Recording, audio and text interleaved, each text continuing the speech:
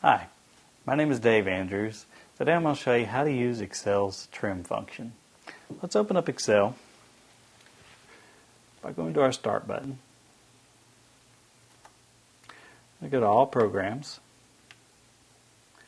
Let's find Microsoft Office. Let's open up Excel.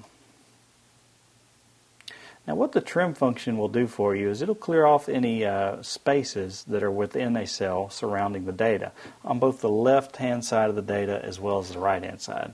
So in cell A1 here, I'm going to type in a whole bunch of spaces and then some data and then a whole bunch of spaces again.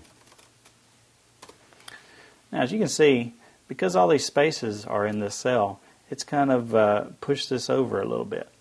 What we want to do is create a function that will clear out all of those spaces from both the front and the end of the data. To do that, let's click where we want the new data to appear. And we're going to say equals to begin a new formula.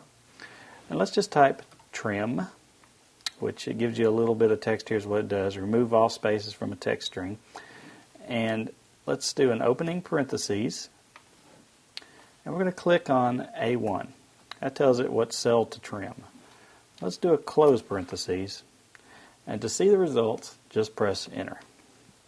As you can see, it has trimmed off all of those leading spaces from the beginning of the text. My name is Dave Andrews, and I've just showed you how to use the trim function in Excel.